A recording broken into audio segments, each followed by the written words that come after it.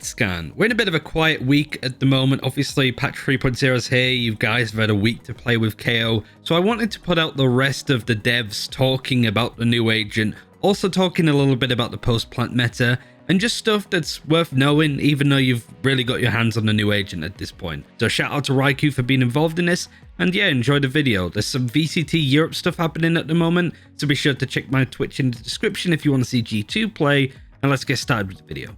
As I just mentioned, is if you look at some of the little gears and pieces on him, when he's ultimating, we wanted to make him really look menacing, and so like if you look kind of like, he has like little bits that kind of like pop out like he's overloaded. Yeah. And you see like his arm kind of like pulse as well. Yeah, that's cool. Like his wrist will... Yeah. Like that's where the sound comes from almost. There's a lot of really cool stuff that came in a bit ago around the face. There's like a whole system that these guys built that is really awesome. And so I'll hop on and show you kind of what I mean by it. It's like a really crazy blend of like animation and VFX that came together in a way that like allowed animation to control the I don't know. It's wild. It's wild. Let me switch. So if you look at my face here, you'll see that when I equip different things, it changes the face. And then like when I'm shooting and stuff. Oh, that's so cool. Yeah. If you take damage, does your face? Oh yeah. There's a little cross. Oh whoops! I didn't realize that would kill you. That's all good. I'll do auto respawn here. Yeah. And then the ultimate here is some of my favorite. This is, if you saw my Twitter, I got this tattooed on me, but this is really? His kill face. Yeah. Ah. It was a lot of people working on just making the face work, which is really cool to see all come together. But the fact that he has the little X's. Yeah. Oh, that's a cool one. Does your face change if you're blinded? Well, I mean, you have the blinded icon on your face naturally, so... Yeah, I think it's just going to cover it up, but I'm not sure if it's blinded. I'm trying to think of... So if I just throw it here... The one for sure it won't. No, it just seems to be the same. There we go. See.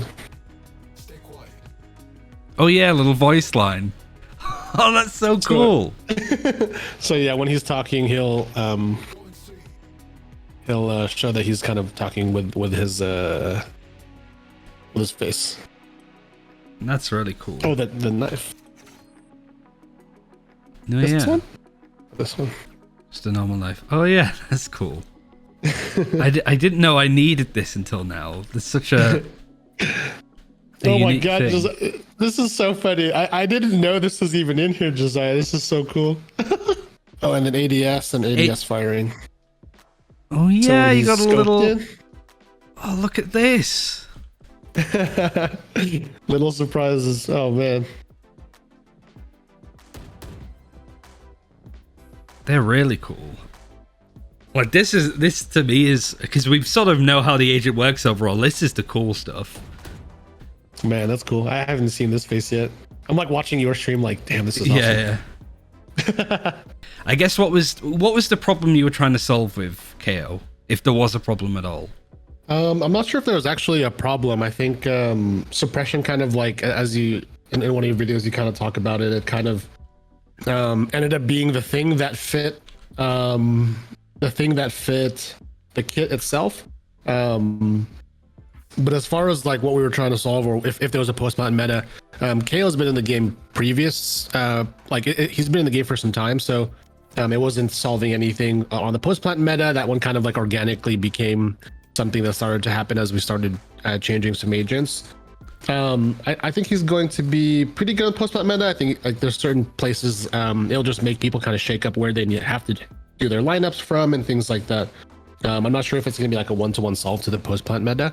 But the ultimate probably should be a pretty good moment in which it will cause players to kind of mix up their positionings on how they play the post plant and stuff. So yeah, I mean, I guess it's interesting when you look at the fact that you have these like post plant lineups like mollying from distance, and so you might see KOs have lineups for where a Viper usually stands, say on bind with her snake bites ready, so you can catch her and then hit her like that.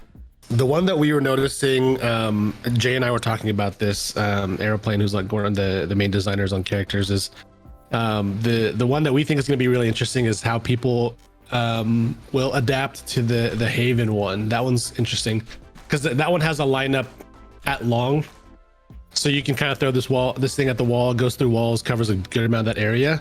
How folks will adapt to that one will be a really interesting one. We're really excited to see how like some of the pros pick that up, or some of the players pick up how to change. And players like Scream, who probably don't want to fight with abilities, now don't need to.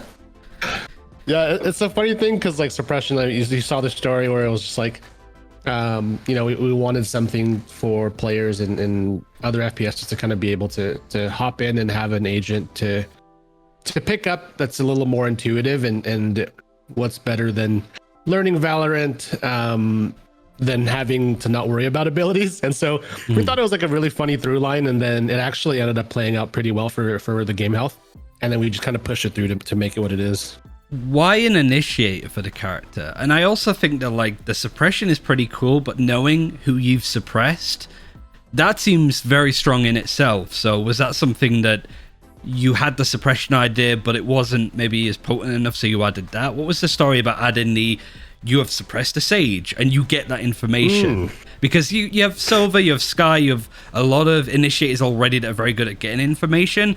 And before I saw that, I kind of assumed that this guy's really good, but he has no info gathering tools like Silver and Sky do. But then this comes along and it kind of solves the biggest issue I had with him. So yeah, so how that ended up happening was suppression on its own felt like, felt like it was kind of lacking something, especially when you're playing against like Nick and Sal and Chris and these guys in some of these design play tests. They don't need their abilities to take you down, and like lethality is so big. I think like a lot of the agency in our game tends to come from gunplay, and so suppression kind of wasn't playing in a way where like it felt like it was really breaking or doing things that initiators could benefit from. And the other factor to it was when you suppressed someone, it wasn't really clear what the call to action was. So being able to like hit the suppress and see like, oh, the killjoy was suppressed, created a really, really strong call to action to be like, okay, now for 8 seconds, there's no utility. And being able to kind of just like push forward safely was something that helped a lot of the appreciability on the kit itself. it was cool because you start to see it in the pro scene as well. Some of the games we were playing yesterday had it where a Sage would typically just put a wall instantly in some areas. Like you usually see it on like A lobby a lot on Split. Just that preemptive utility to come out as a round starts. A good execute now throws the suppression where the wall usually goes. If the Sage tries it, she can't. And then she's just absolutely like out in the water. She can't slow up and stuff. So I got to do that yesterday. A Sage kept walling sewers. So I just threw the suppression knife into that area. Yeah, hopefully that's some of the strength that you'll see on KO is, you know, being able to, when you do suppress the Sentinel, who tends to be really strong on defense, there's a really big window to be able to kind of execute on. And so we'll see that on, like, you know, like not being able to cast slow orb or disabling traps, disabling killjoy mollies, etc., or the turret and stuff. So we'll see how it pans out on live. I guess in line with that, like there's a suppression part of the ultimate, and I think the thing that confused me the most is if I throw this out, I get a UI showing that you're suppressed. Right. I guess we have to wait a couple of seconds, but with the ultimate, you don't get a UI notification. Why have it with the knife and not the ultimate? I guess to make sure that the ultimate isn't too strong that it turns into like a walking recon dart, I guess. Yeah. So the recon we think is really important when you're kind of casting the knife, and then you see the zone. It helps you plan and locate where people are suppressed to be able to plan around it for that small window. I think for the ultimate, the big vision for the ultimate is that it's just this really big, massive zone that just creates a blackout. It creates that window for a really large area.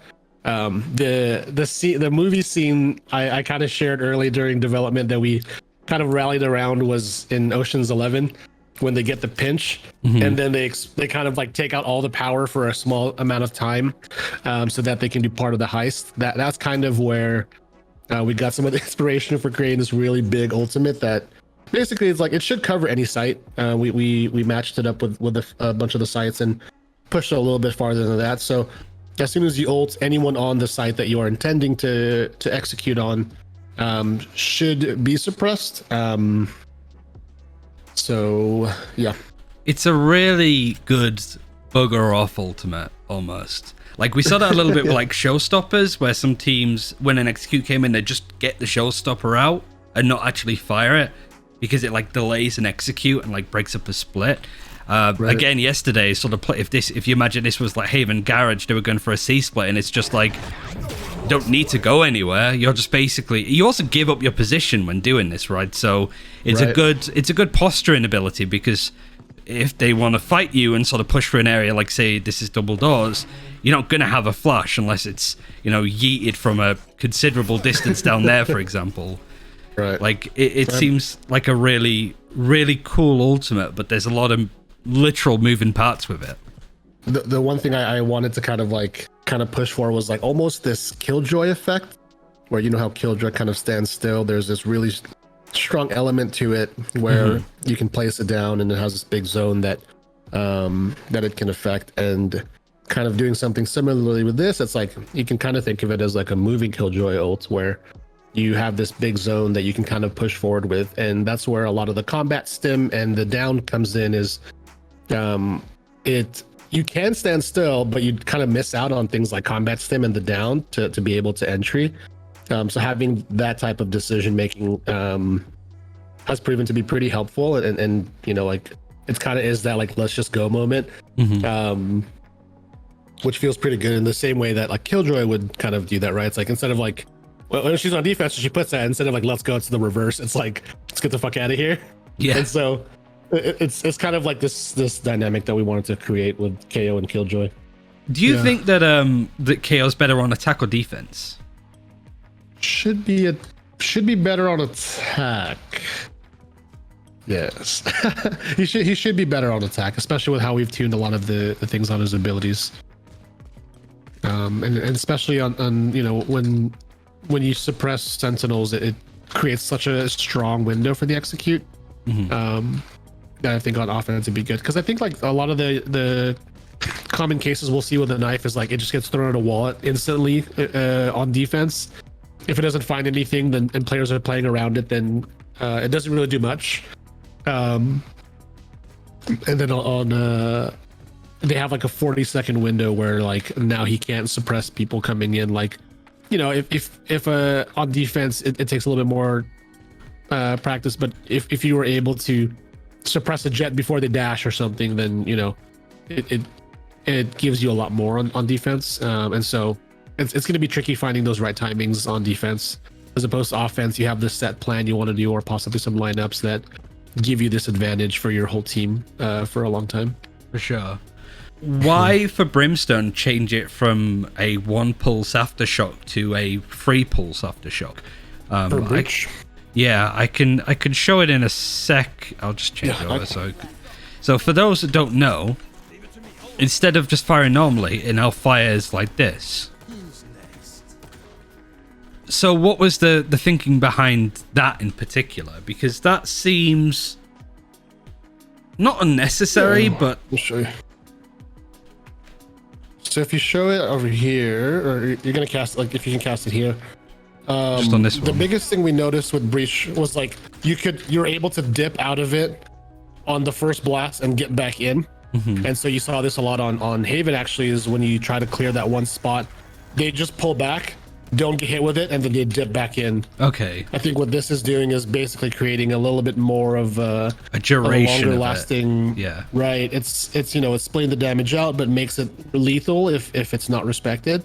And also creates a lot more safety for Breach and his team when they move in. It creates this really, really clear window, and like I love when things kind of have this like cadence of bursting. It creates this rhythm to it. So if you cast it on the wall right there, you'll hear the 3 bursts, and on the 3rd burst you'll know that it's clear for you to push. Adds a little bit more reliability as well. A thing that anecdotally it felt like I noticed with a change, is it faster to pull out your gun after flashing? I believe it's... I'd have to double check that.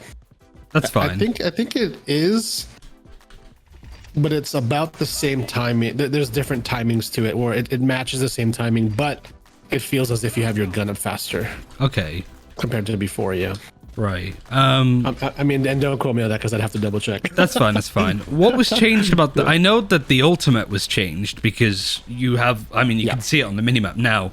It's not an outward cone. It's just a big block of square for Rolling Thunder. It feels like you've taken strength out of the flashes and put more into his fault liney tools, like the stun tools and the aftershock. So he's less of a flash bot and more multi-purpose. Yeah. So, but the big thing is like we want to see if we can push power in some of the other abilities, like on KO, right? Like giving him the knife on a recharge versus like just a 1 charge or 2 charge allows him to be able to use that a lot more and kind of not rely on flashes. I think a lot of the other agents that are initiators kind of rely a little bit heavily on flashes, and so finding ways to make other pieces of the breaking stronger while kind of maintaining the windows that flashes can create is something we wanted to do, without it being like, oh yeah, because like right now it's like, yeah, if I have money, I just start with buying flashes and then figure out if I want the other utility, you know. Instead it should be which for the execute we're doing, which utility should I want to use, basically. That makes sense. It's not really been that much counterplay to Viper. That's why I guess we're in a bit of a Viper meta at the moment, right? So this is really good against her.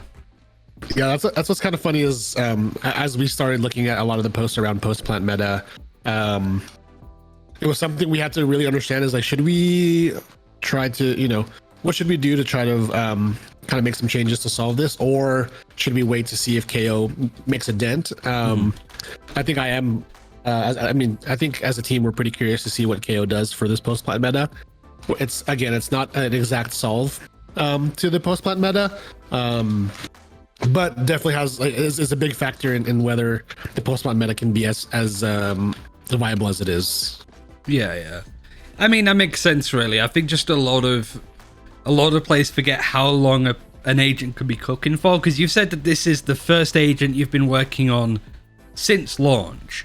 So pretty much this time last year, you must have been like prototyping the agent, thinking of some ideas and stuff. So this was when the operator was a big problem, right? It was well before stuff like Killjoy was even added into the game with post-utility, and obviously way before Astra and the Viper buffs. So I guess it's just worth reminding people that it's not a knee-jerk agent sort of added in, whereas the balance changes are obviously going to be a response to what's happening in the game, and I would imagine some of the balance changes in this patch would be a response to what we saw like Reykjavik and all that jazz. This agent isn't that, so expecting him to be the savior of this current meta is just not possible, because he was in development for so long. Obviously, we have a lot of like ability prices being up to gun prices being brought down. Was that to do with the current trend of the game, or was a lot of that to do with KO coming in and shutting down abilities? Was it more like correlation than causation? Most of it was just kind of how things have been playing on live. I think there's like some stats that we track as far as like ability efficacy and just kind of like watching a lot of streams and how players have been using certain pieces of utility. There's some that might be stronger than we might have expected. There's some that might be weaker than we might have expected.